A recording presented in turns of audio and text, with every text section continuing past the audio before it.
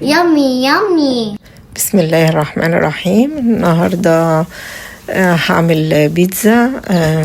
أنا عجنتها.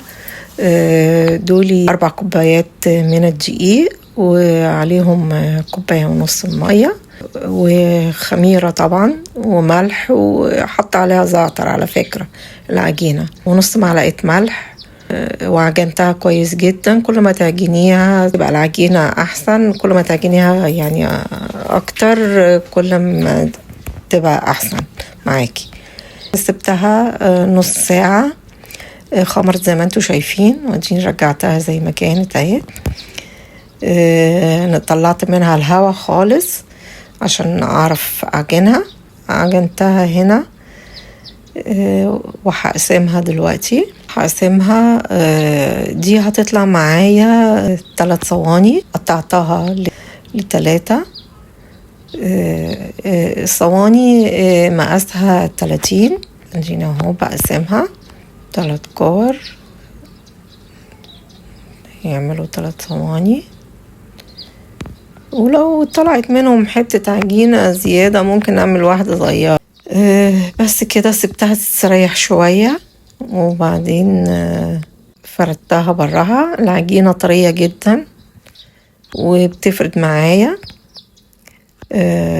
لو ما بتفردش معاكي تسيبيها ترتاح شوية، هتلاقيها تفرد معاكي اول ما تشتغلي. هنا ما شاء الله. على فكرة النقط السوداء اللي انتوا شايفينها في العجينة دي زعتر وعليه سمسم كمان. بتدي ريحة وطعم حلو قوي في الأكل. هنا فردت العجينة وحطيتها على الصينية وبظبطها على الصينية. هي عجينة بصراحة طرية وعاملة زي الملبل، بصراحة جميلة قوي. أكيد هلاقي زيادات من الجناب، فدي طبعا بشيلها وبظبط العجينة زي ما انتوا شايفين. وبعدين بحط الصلصة دي بتاعت البيتزا، بفردها زي ما انتوا شايفين. ودي رومي مدخن كان عندي في التلاجة. اي حاجة عندك في التلاجة تستعمليها. رومي مدخن، صدق، بسطرمة، سلامي.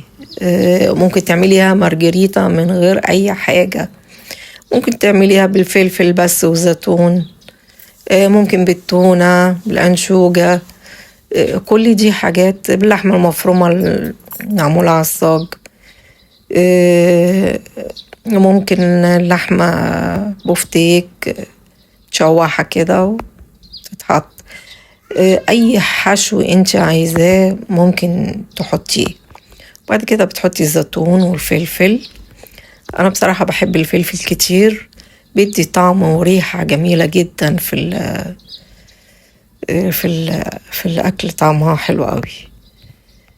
بعد كده برش جبنة موزاريلا، اي جبنة ميكس بقى عندك، جبنة رومي، جبنة شيدر، جبنة موزاريلا، اي جبن عندك ممكن تضيفيها.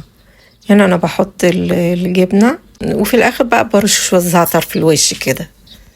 الزعتر ده بصراحة انا بحبه قوي. ريحته وطعمه جميل جدا على الجبن. انا بحب حتى احط كتير زي ما انتوا شايفين كده. في ناس بتحط شعرايه خفيفه كده، حبه خفيفه قوي، بس انا بحب احط كتير. انا لقيت عندي كمان جبنه رومي ورحت حطاها. اي جبن عندك ممكن تحطيها وتدخليها الفرن.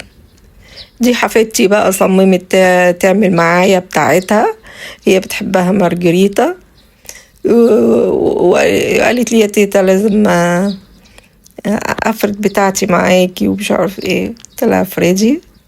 جميلة ما شاء الله عليها. فردت العجينة وانا بقى رحت حاطة بقى الصلصة برضو اللي هي صلصة البيتزا، وسبت لها نص كده فاضي خالص من غير فلفل، هي بتحبها بالجبنة بس، والنص التاني عملته بالفلفل. وبعد كده هحط الزعتر وادخلها الفرن، وزي ما انتوا شايفين اهي لونها جميل واخده لون حلو قوي، وحاجه بتعمليها في البيت نظيفه ورخيصه.